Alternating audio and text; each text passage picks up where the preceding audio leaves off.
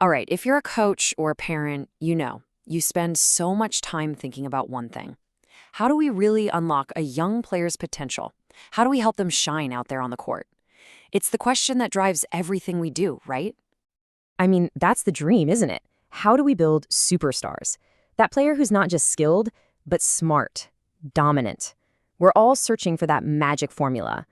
But there's a really important flip side to this whole thing. Yeah.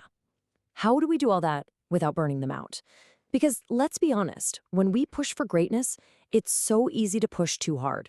And suddenly, their passion becomes a chore. The game feels like a job. And the fallout from that? It's real. How real? Well, check out this number.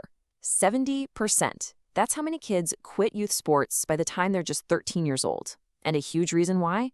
Too much pressure and, let's face it, boring, soul-crushing, repetitive practices that just kill their love for the game. So this forces us to ask a really fundamental question about how we're actually coaching. Okay, so first, let's talk about the old way, what's called the analytical method. This is probably the one most of us grew up with. It's been the go-to for decades. So what is it? Well, the whole idea is to break things down. You take a complex skill, say a layup, and you chop it into tiny pieces. You work on just the footwork, then just the dribble, then just the finish. It's all done in these perfect, unopposed drills, away from the messiness of a real game. The goal is to build that perfect textbook technique. And look, there are some good things about this, for sure. It's great for building that technical foundation, especially for beginners. And it's super easy for us coaches to organize. But, and this is a huge but, it often fails what I call the game transfer test. You know what I'm talking about? The kid has a picture-perfect jumper in a drill line, but the second a defender runs at them in a game, poof, it's gone. This method teaches the how to do something, but it totally misses the when and the why. All right, so because of those exact problems, a new way of thinking started to take hold. We'll call it the new way, the global method. This approach completely flips the script. Instead of breaking skills down, it puts them all together right from the start. You're learning the technique and the decision-making at the same time, right in the middle of a chaotic, game-like situation. The main tool here? Small-sided games. Think 2-on-2, 3-on-3. The coach isn't a drill sergeant anymore. They're more like a game designer, setting up problems for the players to solve.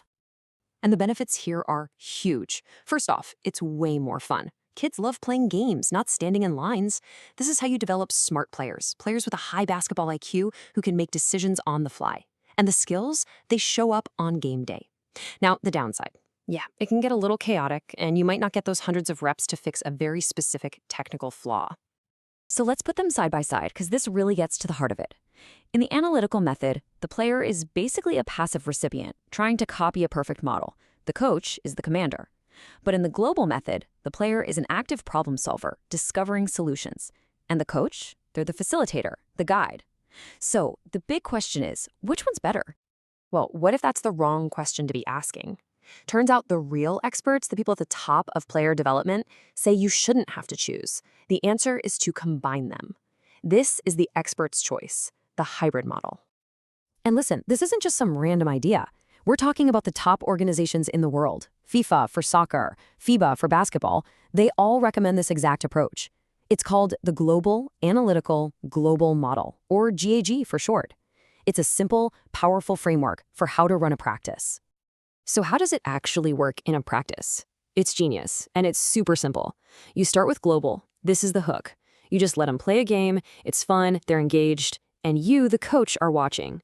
You spot a problem, let's say nobody can make a layup under pressure. That takes you to step 2, analytical. This is the fix. You pause the game, pull them aside, and run a quick focus drill on that specific skill, in this case, layups. Then, and this is key, you go straight to step 3, back to global. This is the test.